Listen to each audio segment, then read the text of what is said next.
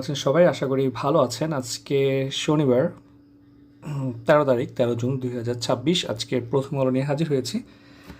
আমরা মোটামুটি এই কয়েকটা অ্যানালিসিস আপনারা অন্তত দেখবেন, কারণ হচ্ছে বাজেট নিয়ে আলোচনা হচ্ছে। তো বাজেট নিয়ে আলোচনাগুলো যদি আপনি পড়েন, আপনার দেশের ইকোনমি ফিউচার সেট আপ কেমন হতে পারে, এর পাশাপাশি হচ্ছে গভর্নমেন্ট কোনটায় ফোকাস করতেছে, এইগুলো হচ্ছে ধারণা পেয়ে যাবেন। আর এখান থেকে দেখবেন পরীক্ষা অনেক কিছু কমন পাচ্ছেন।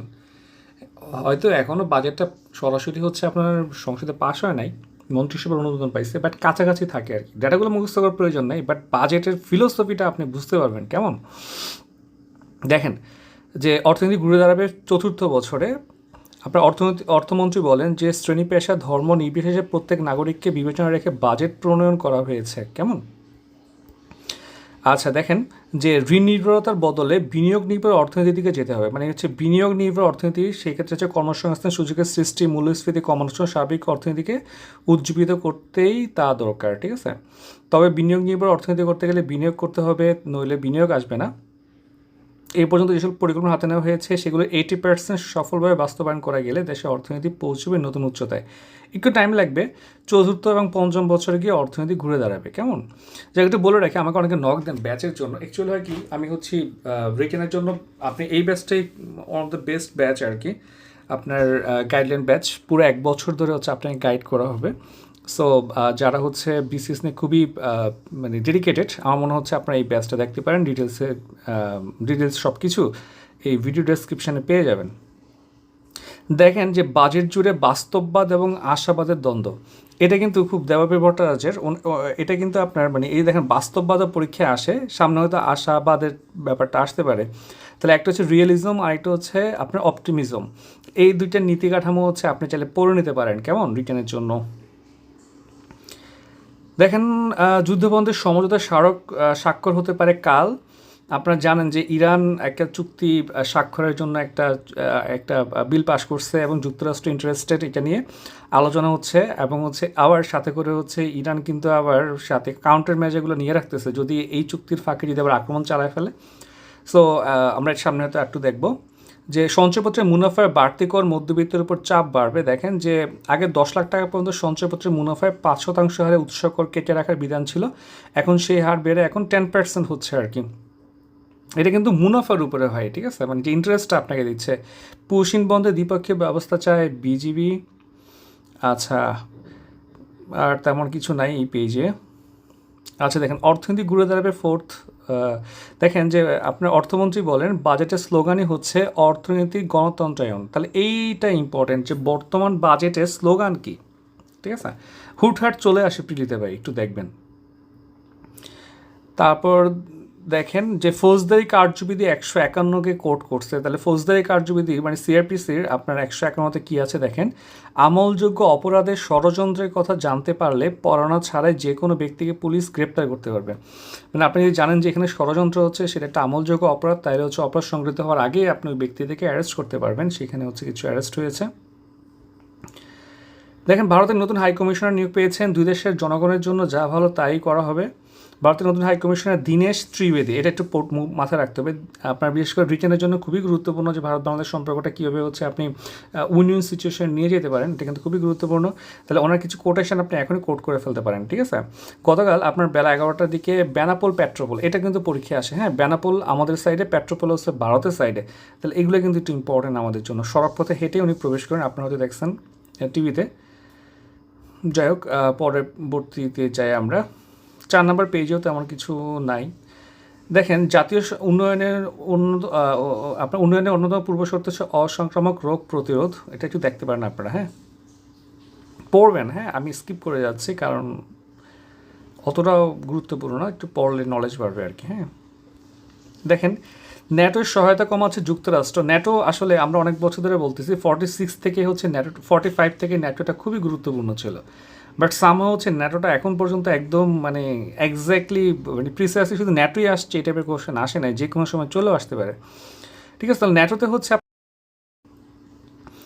দেখেন যে যুক্তরাষ্ট্রের সিদ্ধান্তের ফলে দূরপাল্লার হামলা চালানো এবং নজরদারি করার ক্ষেত্রে ন্যাটোর সক্ষমতা সীমিত হয়ে পড়বে। দেখেন আপনার আপনার ন্যাটোর যে মোট বরাদ্দ থাকা সামরিক বিমান এবং যুদ্ধজাহাজের সংখ্যা উল্লেখযোগ্য পরিমাণ কমানোর পরিকল্পনা করেছে যুক্তরাষ্ট্র। এর মধ্য দিয়ে ইউরোপীয় মিত্রদের 8 দশক ধরে দিয়ে আসা নিরাপত্তা বলে সংগঠিত করা মার্কিন প্রচেষ্টা আরও গতি পেল।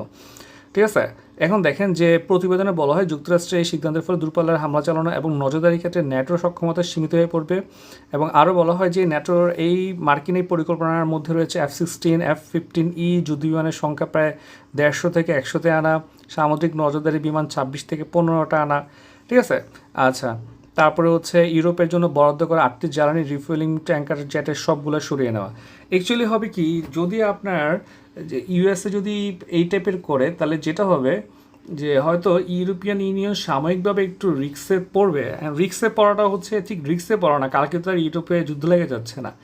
ইউরোপিয়ান ইউনিয়ন একটু সময় পাইলে যেটা হবে যে রাশিয়ার সাথে একটা ভালো সম্পর্ক মেনটেন করবে, চীনের সাথে ভালো সম্পর্ক অলরেডি আছে ইউরোপের।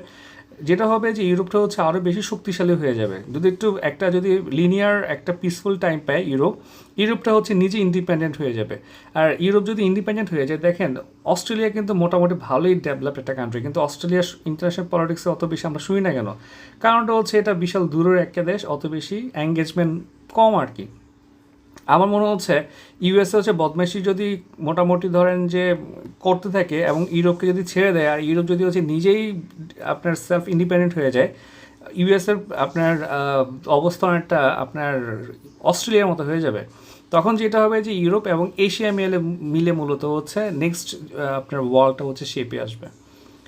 ইরান যুদ্ধ ঘিরে বিপরীত পথে হাঁটছে যুক্তরাষ্ট্র এবং ইসরায়েল। আপনারা জানেন যে আপনার ইসরায়েল কোনোভাবেই চুক্তি করতে যাচ্ছে না, এখানে তেমন কিছু নাই। হ্যাঁ, আপাতত একটু ওয়েট করতে হবে, চুক্তিটা হওয়া পর্যন্ত একটু ওয়েট করতে হবে, এখানে আসলে তেমন কিছু নাই। দেখেন বিশাল বাজেট, রাজস্ব ঘাটতি এবং লক্ষ্য অর্জনের পরীক্ষা পড়বেন এগুলো, হ্যাঁ অবশ্যই পড়বেন। দেখেন আমাদেরটা হচ্ছে ঘাটতি বাজেট, মানে হচ্ছে আমাদের হচ্ছে ইনকামের চেয়ে হচ্ছে আপনার খরচ বেশি, এক্সপেন্সটা হচ্ছে বেশি। নর্মালি অল্প একটু সব কিছু ভালো, অল্প একটু ইনফ্লেশনও ভালো। ঠিক আছে, আপনারা যারা বিএ পড়ছেন তারা বুঝতেছেন, আপনার যখন ইনফ্লেশন অল্প একটু থাকবে তখন আপনার মধ্যে একটা প্যাশন কাজ করবে যে হ্যাঁ দাম বাড়তে পারে, সো আমি মানে প্রোডাকশনটা কন্টিনিউ হয়, ইনভেস্টমেন্টটা থাকে সবসময়। আর আপনি যদি দেখেন যে কোনো কিছু দাম বাড়ার সম্ভাবনা নাই, বরং দাম কমতেছে, আপনি কিন্তু প্রোডাক্ট ইনভেস্টমেন্টে যাবেন না, ঠিক আছে, প্রোডাকশানে যাবেন না। সো অল্প একটু ইনফ্লেশন থাকা ভালো, আবার বেশি ইনফ্লেশন হইলে যেটা হবে মানুষ কষ্টে থাকবে, সেটা খারাপ। তেমনি অল্প একটু ঘাটতি বাজেট হচ্ছে ভালো, তবে অনেক বেশি ঘাটতি বাজেট হইলে আবার সমস্যা, একটু পড়বেন আর কি। আরব শাসকদের উপরে নিন্দা আর তলে তলে শায়কাম। দেখেন এটা নিয়ে তো আসলে আমরা অনেক বেশি কথা বলি আর কি, যে এখানে অ্যাকচুয়ালি হচ্ছে আপনার কেন এই যে কোশ্চেনটা কেন, এটা একটা কোশ্চেন করে রেখে দিছে ভাই, কোশ্চেনটা তো আমাদেরও আছে, সলিউশনটা হচ্ছে এই আর্টিকেলে আসে নাই, এটা আসে নাই আর কি। ঠিক আছে, এখন এটা কেন এই কাজটা করে মূলত হচ্ছে এই জিনিসটা আসলে আমিও তো প্রায় ভিডিওতে বলি আর কি, যেমন জর্ডান বলেন, ইউএই বলেন, সামনাসামনি হচ্ছে অনেক কথা বলে গাজা নিয়ে, ইরান ইস্যু নিয়ে, বাট ওরা হচ্ছে আপনার সব সময় হচ্ছে আপনার ইসরায়েলকে হচ্ছে সাপোর্ট করে, ইউএসএকে সাপোর্ট করে। ঠিক আছে, অ্যাকচুয়ালি হচ্ছে এবং জর্ডানের সাথে যে ইসরায়েলের চুক্তিটা আছে, হ্যাঁ পানি নিয়ে, এবং হচ্ছে আদার অনেকগুলো চুক্তি হচ্ছে মোটামুটি এখন ইসরায়েল করতেছে ইউএই সহ অনেকগুলো দেশের সাথে।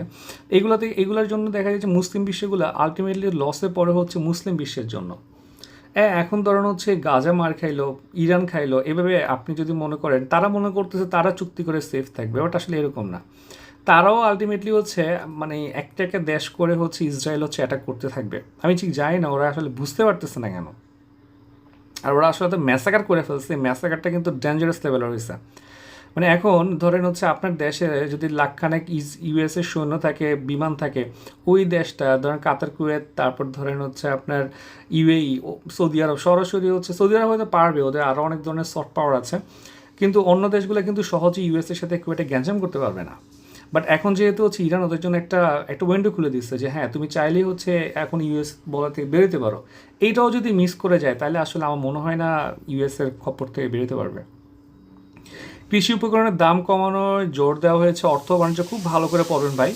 দেখেন যে মূল্যস্ফীতির লক্ষ্য হচ্ছে 7.5% থেকে জিডিপি প্রবৃদ্ধির লক্ষ্যমাত্রা হচ্ছে 6.5, তাহলে মূল্যস্ফীতির লক্ষ্যমাত্রা 7.5 আর জিডিপি প্রবৃদ্ধির লক্ষ্যমাত্রা 6.5, কেমন? কৃষি উপকরণের দাম কমানোর জোর দেওয়া হচ্ছে ভাই, এটা মানে এটা কিন্তু একটা গুরুত্বপূর্ণ ব্যাপার। হয়তো আপনি সরাসরি এইগুলা মুখস্থ রাখতে যাবেন না, এখনই নোট করবেন না ডাটাগুলো, কারণ ডাটা চেঞ্জ হইতে পারে, এখন আলোচনা হচ্ছে তো। সো জাস্ট এটা দেখে রাখেন যে কৃষি উপকরণের দাম কমানোর জোর দেওয়া হচ্ছে, তার মানে গভর্নমেন্ট হচ্ছে কৃষিকে তুলে নিয়ে আসতে যাচ্ছে। তাহলে হচ্ছে দেখেন যে দুই ধরনের হচ্ছে প্রোডাক্ট হয়, একটা গুড হয় আর কি প্রোডাক্ট, একটা হচ্ছে প্রাইমারি, একটা হচ্ছে সেকেন্ডারি। হ্যাঁ, তাহলে প্রাইমারি গুড হচ্ছে কৃষি পণ্যগুলা, আর সেকেন্ডারি গুড হচ্ছে আপনার আপনার প্রসেসড গুডগুলো আর কি। আমরা কিন্তু দেখা যায় যে প্রাইমারি পণ্যগুলা এক্সপোর্ট বেশি করতাম আগে, কিন্তু প্রাইমারি পণ্যগুলো হচ্ছে এক্সপোর্ট করে, মানে এগ্রিকালচারাল ফুডগুলো এক্সপোর্ট করে হচ্ছে আপনি খুব একটা ইনকাম করতে পারবেন না, ঠিক আছে। আবার দেখেন এখন আমাদের যে অবস্থা, আমাদের কিন্তু প্রাইমারি প্রোডাক্টগুলো ইম্পোর্ট করতে হচ্ছে, এটা একটা সমস্যায় পড়ে যাচ্ছে। সো আমার মনে হয় এটার ভালো একটা ডিসিশন হচ্ছে যে আমাদের কৃষি সেক্টরটাকে উঠে নিয়ে আসতে হবে। আপনি চীনের কথা চিন্তা করেন, ওরা হচ্ছে আপনার সব কিছুতে ভালো করলেও ওরা কিন্তু আবার দেখেন 80% কৃষি পণ্য উৎপাদনও বিশ্বের 1 নম্বর দেশ। কৃষি পণ্য ছাড়া যাবে না, ঠিক আছে। তরুণ উদ্যোক্তাদের জন্য তহবিল এবং কর ছাড়ের সুবিধা দেওয়া হচ্ছে, এটা কিন্তু বিশাল বড় একটা সুবিধা, যেটা গতকালকে ক্লাসে কথা বলছি আমরা। এই ভিডিওগুলো একটু বড় হচ্ছে, কারণ হচ্ছে বুঝতে পারতেছেন আমাদের বাজেট নিয়ে কথা বলতে হচ্ছে। স্টার্ট আপ তহবিল গঠনের জন্য 500 কোটি টাকা বরাদ্দ রাখার প্রস্তাব করা হয়েছে। স্টার্ট আপকে হচ্ছে ভ্যাট অব্যাহতি দেওয়া হচ্ছে, এবং সেটা 9 বছরের জন্য। এবং আপনার হচ্ছে কিছু যদি ইম্পোর্ট করে স্টার্ট আপ, সেখানেও ভ্যাট রাখা হবে না আর কি, ঠিক আছে। মানে 50% ভ্যাট থেকে হচ্ছে তারা অব্যাহতি পাবে। ফ্রিল্যান্সিং করে যে টাকাটা কামাবেন সেটার উপরে আপনাকে কোনো ভ্যাট ট্যাক্স দিতে হবে না, পুরোটাই হচ্ছে আপনি রেমিটেন্স হিসেবে পাবেন। কন্টেন্ট ক্রিয়েশনের উপর ছাড় রয়েছে, মানে এগুলো কিন্তু আমাদের অর্থনীতির একটা বিশাল বড় পার্ট হয়ে যাচ্ছে। Start up, freelancing, content creation. So নেক্সটে যদি পরীক্ষার প্রশ্ন আসে, এইখানগুলোকে ফোকাস করে আসতে হবে। মানে আমাদের আর হচ্ছে ওই যে মানে আপনি গার্মেন্টস প্রোডাক্ট কি বিক্রি করবো, গভর্নমেন্ট এখানেই ফোকাস করবে, এখান থেকে সরে আসতেছে আমাদের ইকোনমি। এই ফিলোসফিটা হচ্ছে আপনাকে বুঝতে হবে ভাই, বুঝছেন।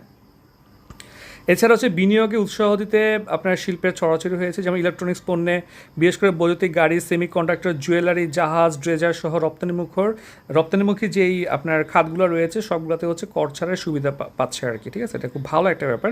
যেমন ইলেকট্রনিক পণ্য যেগুলো আছে আর কি, ঠিক আছে, এগুলো যদি স্থানীয়ভাবে যদি আপনি উৎপাদন করতে চান, আপনার হচ্ছেন 2030 সাল পর্যন্ত আপনার হচ্ছেন শুল্ক কর অব্যাহতি সুবিধা আছে। তার মানে হচ্ছে আমরা চাচ্ছি এখানে ইন্ডাস্ট্রি গড়ে উঠুক।